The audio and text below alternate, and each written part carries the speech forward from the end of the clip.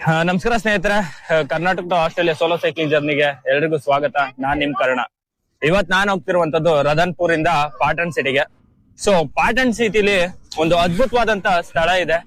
ಅದೇನು ಅಂತಂದ್ರೆ, ಯೂಶಲಿ ಹುಡುಗರು ಹುಡುಗಿಯರ್ ಗಿಫ್ಟ್ ಕೊಟ್ಟಿರೋದು ನೋಡಿದ್ರ. ಫಾರ್ ಎಕ್ಸಾಂಪಲ್ ತಾಜ್ ಮಹಲ್ ಅಥವಾ ಬೇರೆ ಬೇರೆ ತರ ಇರುವಂತ ಪ್ಲೇಸಸ್ ಗಳು.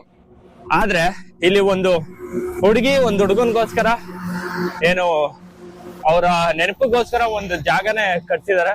ಸೊ ಆ ಒಂದು ಜಾಗಕ್ಕೆ ಹೋಗ್ತಿದೀವಿ. ಇದಲ್ಲದೆ ಈ ಒಂದು ಜಾಗ ನೀವು ಪ್ರತಿನಿತ್ಯನೂ ನೋಡ್ತಾ ಇರ್ತೀರಾ. ಅದು ಯಾವ ರೀತಿ, ಎಲ್ಲಿ, ಏನು ಅಂತೆಲ್ಲ ಮುಂದೆ ಹೇಳ್ತಾ ಹೋಗ್ತೀನಿ. ಸೊ ಈಗ ರಾಧನ್ಪುರ್ ಇಂದ ಈ ಒಂದು ಜರ್ನಿನ ಸ್ಟಾರ್ಟ್ ಮಾಡ್ತಾ ಇದೀನಿ ಪಾಟನ್ ಕಡೆಗೆ.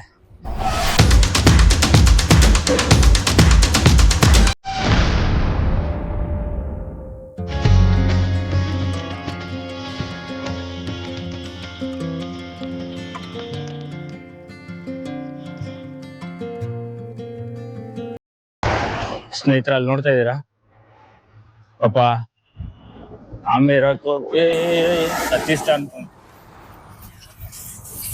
ಭಯ ಸಲ್ಯೂಟ್. ಆಮೇಲೆ ಪಾಪ ಎತ್ಕೊಂಡೋಗಿ ಅವರೇ ಬಿಡ್ತಾವ್ರೆ. ರೋಡಲ್ಲಿ ಹೋಗ್ತಾ ಇದ್ದಾರೆ. ಪ್ರಾಣಿಗಳ ಪ್ರೇಮಿ. ಆಪ್ಕ ನಾಮ್? मेरा नाम विवेक है। ಹಾ ಸ್ನೇಹಿತರೆ, ಇವ್ರ ಹೆಸರು ವಿವೇಕ್ ಅಂತ. ಆಲ್ಮೋಸ್ಟ್ ನಾನು ಒಂದ್ 5 ಕಿಲೋಮೀಟರ್ ಹಿಂದೆ ನಿಲ್ಸ್ಬಿಟ್ಟು ಸೈಕಲ್ ನ ನೀರ್ ಕುಡ್ದೆ. ಅಲ್ಲಿಂದ ಮುಂದಕ್ಕೆ ಪಾಸ್ ಆದ್ಮೇಲೆ 5 ಕಿಲೋಮೀಟರ್ ಹುಡ್ಕೊ ಬಂದು ಸಬ್ಸ್ಕ್ರೈಬ್ ಮಾಡ್ಕೊಂಡಿದ್ರ. ಪಾಪ ಅಲ್ಲಿ ಮರ್ತೋಗ್ಬಿಟ್ಟು 5 ಕಿಲೋಮೀಟರ್ ಮುಂದೆ ಬಂದು ಸಬ್ಸ್ಕ್ರೈಬ್ ಮಾಡ್ಕೊಂಡಿದ್ದಾರೆ. ಸೊ ಏನ್ ಹೇಳ್ಬೇಕಂತ ಗೊತ್ತಾಗ್ತಿಲ್ಲ. ನೋಡಿ, ಈ ರೀತಿಯಾಗಿ ಸಪೋರ್ಟ್ ಮಾಡ್ತಿದ್ದಾರೆ. ತುಂಬಾ ಖುಷಿ ಆಯ್ತು ಭಯ್ಯ. ಥ್ಯಾಂಕ್ಸ್. ऐसा ने सपोर्ट कर लो. हाँ ठीक है भैया. मेरे सारे दोस्तों को मैं सब्सक्राइब करा दूंगा। ठीक है भैया. Thank you. हाँ ओके भैया. 5-15 मिनट से मैं आपका यहाँ पे वेट कर रहा था। मैं चलो चलते यहाँ पे सब्सक्राइब कर देते। क्या है, सपोर्ट ही तो करना है। हाँ वही सही था. चलो थैंक यू भाई. हाँ ठीक है भैया. ಬಾಯ್. ನೋಡ್ಬೋದು ಸ್ನೇಹಿತರೆ, ಯಾವ ರೀತಿ ಎಲ್ಲ ಸಪೋರ್ಟ್ ಮಾಡ್ತಾರೆ ಅಂತ. ನನಗಂತೂ ಇವತ್ತು ಒಂದು ಖುಷಿಯಾದ ಮೂಮೆಂಟ್. ಯಾಕೆಂದ್ರೆ ಅಲ್ಲೇ ನೀವು ಸಬ್ಸ್ಕ್ರೈಬ್ ಮಾಡ್ಕೊಳ್ಳೋದು ಬೇರೆ ಭಯ್ಯ. ಬಾಯ್. ಅಲ್ಲೇ ನೀವು ಸಬ್ಸ್ಕ್ರೈಬ್ ಮಾಡ್ಕೊಳ್ಳೋದು ಬೇರೆ. ಆದ್ರೆ 5 ಕಿಲೋಮೀಟರ್ ಹುಡ್ಕೊ ಬಂದು 15 ನಿಮಿಷ ನನಗೋಸ್ಕರ ಟೈಮ್ ಕೊಟ್ಬಿಟ್ಟು ಕಾದಿ ಪಾಪ ಸಬ್ಸ್ಕ್ರೈಬ್ ಮಾಡ್ಕೊಂಡ್ರಲ್ಲ. ಇದು ಈ ಒಂದು ಜರ್ನಿಯಲ್ಲಿ ಒಂದು ಅಚೀವ್ಮೆಂಟ್ ಅಂತಾನೆ ಹೇಳ್ತೀನಿ.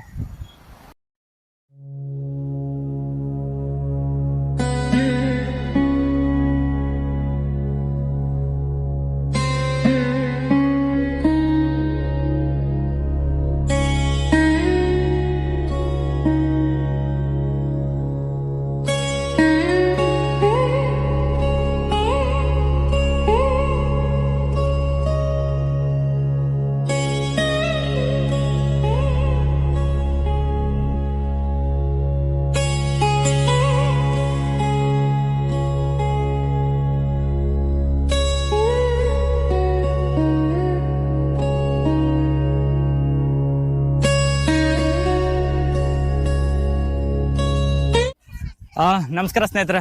ಬೆಳಗ್ಗೆಯಿಂದ ಸುಮಾರು 70 ಕಿಲೋಮೀಟರ್ ಟ್ರಾವೆಲ್ ಮಾಡ್ಕೊಂಡು ನಾನಿವತ್ತು ಬಂದಿರುವಂತದ್ದು ಒಂದು ಏನ್ಷಿಯಂಟ್ ಲವ್ ಸ್ಟೋರಿ, ಅಂದ್ರೆ ಪುರಾತನ ಪ್ರೇಮ ಕಥೆ ಇರುವಂತ ಒಂದು ಜಾಗಕ್ಕೆ. ಅದ್ ಯಾವ್ದು ಅಂದ್ರೆ ರಾಣಿ ಕಿ ಬಾವ್, ಅಂದ್ರೆ ರಾಣಿಯ ಬಾವಿ ಅಂತ.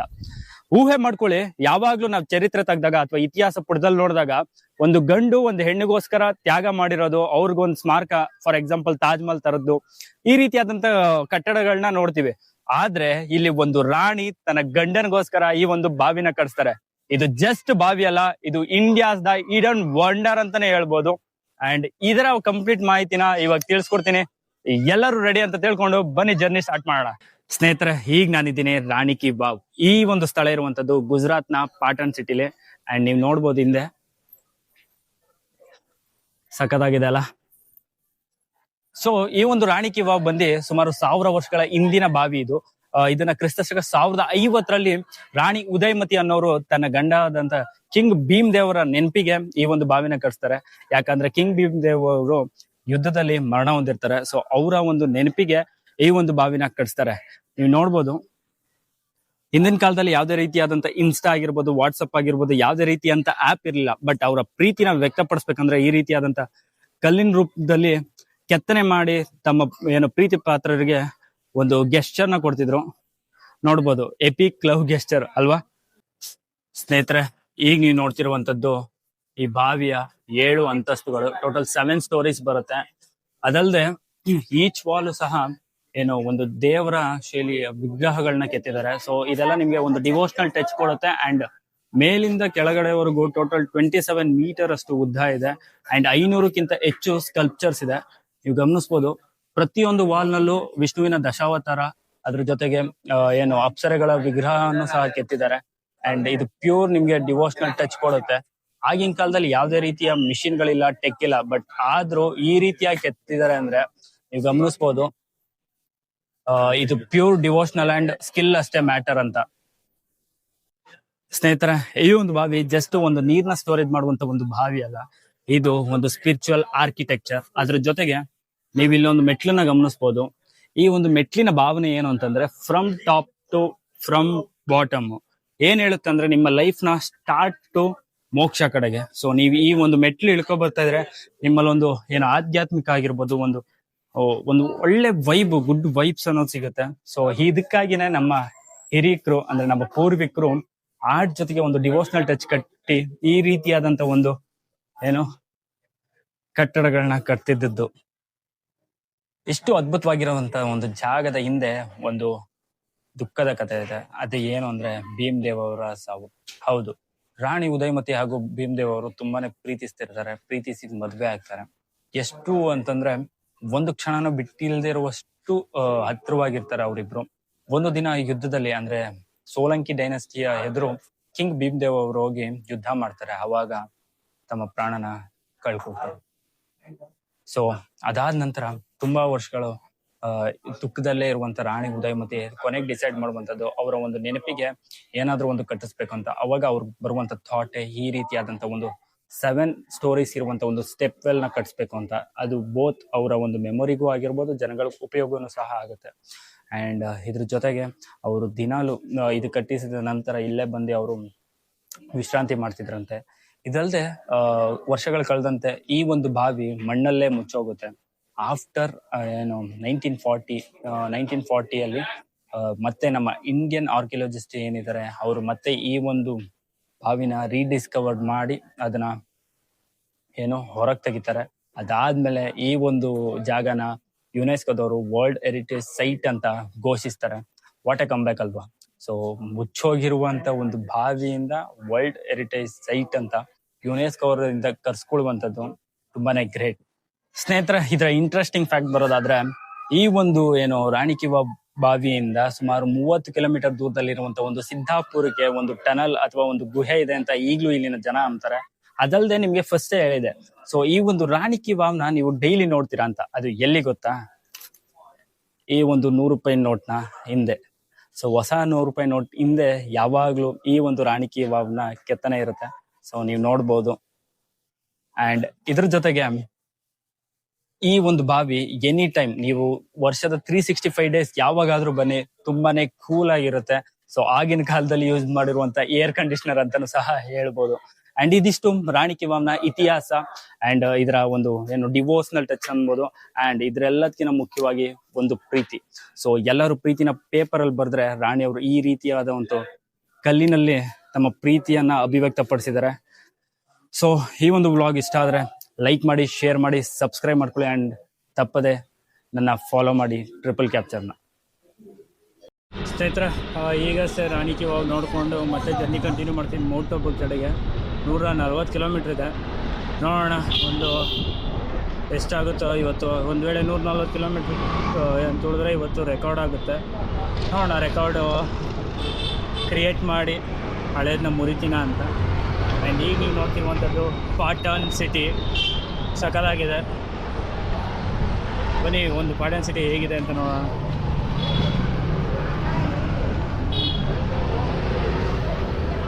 ಸೇಮ್ ಕಲಾಸಿಪಾಲಿಯ ವೈಕ್ಸ್ ಅಲ್ಲ, ಯಾಕಂದ್ರೆ ಸಿಟಿ ಅಲ್ವಾ.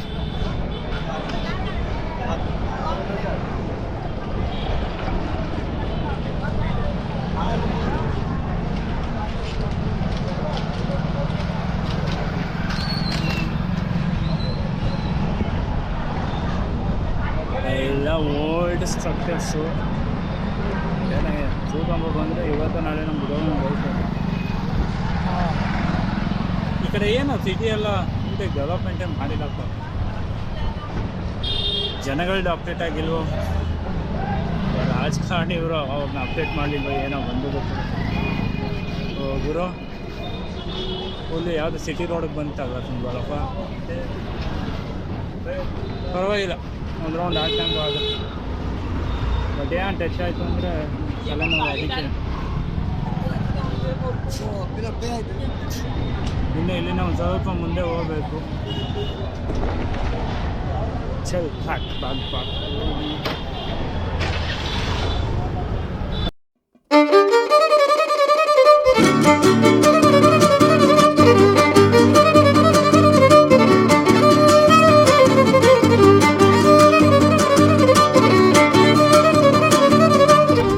यार सर टेल मी सर. पूरा इंडिया घूमते हो? हाँ हाँ sir, all India? Full India. क्या बात है. वो मैं ब्लॉग देखता हूँ पर आपका नहीं देखता हूँ मैं. हाँ, वो मैं नया यूट्यूब चैनल था, सिर्फ अभी बेंगलुरु से स्टार्ट किया है. 1 महीने हो गया, 1 महीने 10 दिन हो गया. क्या बात है. और मेरा क्या नाम है आपके चैनल? मेरा नाम करुणा. आपका नाम भैया? सैलीजी ठाकुर. शैलीजी ठाकुर. हाँ ठाकुर. हाय, व्हाट इज योर नेम? हाँ आरुकी. हाँ सर. हाँ अपना ना हाँ फेसबुक. ये आपका चैनल? फेसबुक में उतना नहीं है, और यूट्यूब और इंस्टाग्राम में है सर मेरा. हाँ बेंगलोर से आए हो? बैंगलोर से. कितना 25 या नहीं कितना हुआ? अभी तक 3000 तक चला गया किलोमीटर. हाँ सर, बेसिक साइकिल में इतना दूर आया. हाँ हाँ सर. ये देख क्या है रान की वाव? हाँ, रान की वाव, मौदेरसन टेम्पल, वो पूरा देखा. वगैरह देखा? बहुत अच्छा है. और एक में यहाँ अभी इधर से माउंट अबू. माउंट आबू. हाँ, हाँ हाँ इसमें अंबाजी अंबाजी नहीं है. अंबाजी माता का मंदिर है. किधर देखना से? होगा. अंबाजी माता का, हमारा माता जी का मंदिर है, बहुत बड़ा है, बड़ा फेमस गोल्डन टेम्पल.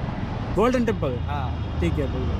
उधर आपको वहाँ से भी साइड में रह जाएगा माउंट आबू. इधर से हाँ ठीक है सर, उधर चलने के बाद चलता है उधर भी. हाँ वो देखो बहुत बढ़िया है हाँ, अंबाजी का. अंबाजी का हाँ ಸೇವ್ करता है ಲೊಕೇಶನ್ में, ಸೇವ್ करके जाता है. हाँ ಗಾಯ್ಸ್ ಈಗಷ್ಟೇ ಪಾಡನ್ ಸಿಟಿ ಬಿಟ್ಟು ಪಲಾನ್ಪುರ್ ರೋಡ್ಗೆ ಹೋಗ್ತಾ ಇದ್ದೀನಿ. ಆ್ಯಂಡ್ ಅಲ್ಲಿಂದ ಮೌಂಟ್ ಅಬು ಒಂದು 100 ಕಿಲೋಮೀಟರ್ಸ್ ಆರ್ 90 ಕಿಲೋಮೀಟರ್ಸ್ ಇದೆ. ಸೊ ಪಲಾನ್ಪುರ್ಗೆ ಇನ್ನೂ ಒಂದು 53 ಕಿಲೋಮೀಟರ್ಸ್ ಇದೆ. ಅಲ್ಲೋಗಿ ಇವತ್ತು ಯಾವುದನ್ನ ಒಂದು ಆಶ್ರಮನ ನೋಡ್ತೀನಿ ಉಳ್ಕೊಳ್ಳೋಕ್ಕೆ, ಅಥವಾ ಆದರೆ ನೈಟ್ ಆರಾಮಾಗಿ ಜರ್ನಿ ಮಾಡ್ಬೋದು ಅನ್ನೋದಿದ್ದರೆ ಸೀದಾ ಮೌಂಟ್ ಅಬುಗೆ ನೈಟೆಲ್ಲ ಜರ್ನಿ ಮಾಡಿ ನಾಳೆ ಹೋಗಿ ಆರಾಮಾಗಿ ಬೆಳಗ್ಗೆಯಿಂದ ರೆಸ್ಟ್ ಮಾಡಿಬಿಡ್ತೀನಿ, ಅಥವಾ ಬೆಳಗ್ಗೆಯಿಂದ ವರ್ಕ್ ಮಾಡಿ ಒಂದು ಸಂಜೆ 7 ಗಂಟೆಗೆ ಮಲ್ಕೊಂಡು ನಾಳಿದ್ದು ಬೆಳಗ್ಗೆ 7 ಗಂಟೆವರೆಗೂ ರೆಸ್ಟ್ ಮಾಡ್ತೀನಿ. ನೋಡೋಣ, ಈಗ ಸದ್ಯಕ್ಕೆ ಪಲಾನ್ಪುರ್ ಕಡೆಗೆ ಜರ್ನಿನ ಸ್ಟಾರ್ಟ್ ಮಾಡೋಣ. ಹಾಂ, ಹಲೋ, 1 ಸೆಕೆಂಡ್ ಸ್ನೇಹಿತರೆ. ಈಗ ನೀವು ನೋಡ್ತಿರ್ಬೋದು, ಇಲ್ಲಿ ನೋಡ್ರಿ ಹಸುಗಳು. आस्ते आस्ते लात मारेगा. ನೋಡ್ರಪ್ಪ ಭಯ್ಯ ಬೈತವ್ರು ನಮಗೆ. ನೋಡ್ರಿ ಹಸುಗಳನ್ನ ಸಾಕ್ದಂಗೆ ಈ ಒಂಟೆನ ಸಾಕವ್ರೆ. ಯಪ್ಪ ಎಷ್ಟೆಷ್ಟೈತೆ ನೋಡ್ರಿ. ಒದ್ದ ಅಂದ್ರೆ ಪ್ರಾಣನೇ ಹೊಟ್ಟೋಗುತ್ತೆ ಒಂದೇ ಸಲ. ನೋಡ್ರಲ್ಲ ಒಂಟೆನ ಹಸುಗಳು ಸಾಕ್ದಂಗೆ ಸಾಕಿದ್ದಾರೆ. ಅಯ್ಯೋ ಶಿವ, ಕಾಡ್ ರೋಡು, ಯಾರೂ ಇಲ್ಲ ಅಷ್ಟು ಜನ. ಸೊ ಬೇಗ ಇನ್ನೊಂದು 8 ಕಿಲೋಮೀಟರ್ ಇದೆ ಸಿದ್ಪುರ್ಗೆ. ಹೋಗಿ ಊಟ ಮಾಡಿ ಅಲ್ಲಿಂದ ಪಲಾನ್ಪುರ್.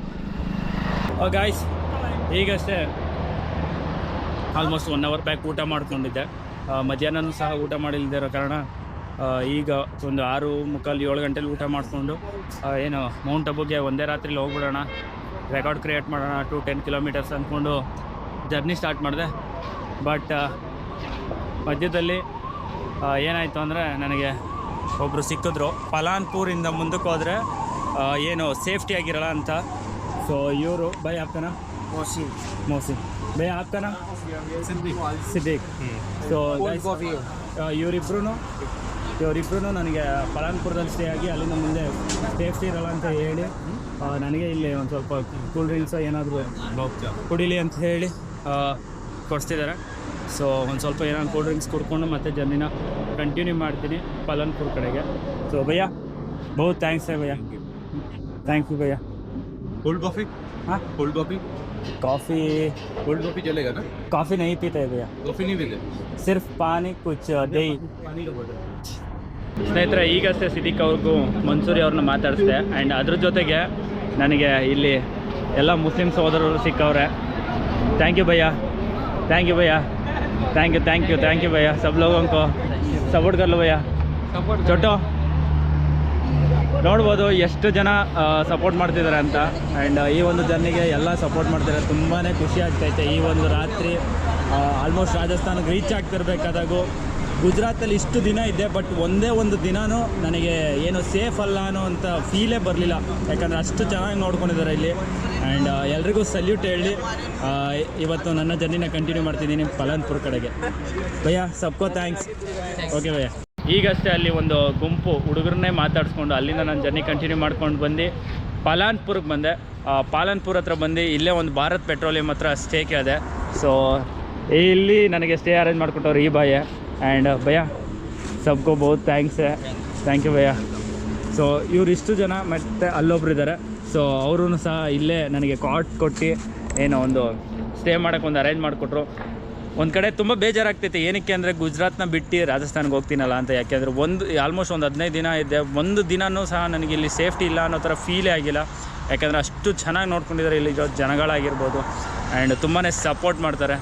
ಆ್ಯಂಡ್ ಅದೇ ಒಟ್ಟಿನಲ್ಲಂತೂ ಬೇಜಾರಂತೂ ಆಗ್ತೈತೆ. ಯಾಕೆಂದರೆ ಒಂಥರ ನಮ್ಮ ಕರ್ನಾಟಕದ ಏನು ಫೀಲ್ ಇತ್ತೋ ಅದಿಲ್ಲೇ ಇದೆ. ಯಾಕೆಂದರೆ ನನಗೆಲ್ಲೂ ಸಹ ಬೇಜಾರನ್ನೋ ಒಂದು ಮಾತಿರಲಿಲ್ಲ. ಸೊ ಹಾಗಾಗಿ ಆ್ಯಂಡ್ ಇವತ್ತು ನಾನು ಸ್ಟೇ ಆಗ್ತಿರುವಂಥ ಜಾಗ ಇಲ್ಲೇ ಸೈಕಲ್ನಲ್ಲಿ ಪಾರ್ಕ್ ಮಾಡಿಬಿಟ್ಟು ಕಾಟ್ನಲ್ಲಿ ಹಾಕ್ತಾಯಿದ್ದೀನಿ.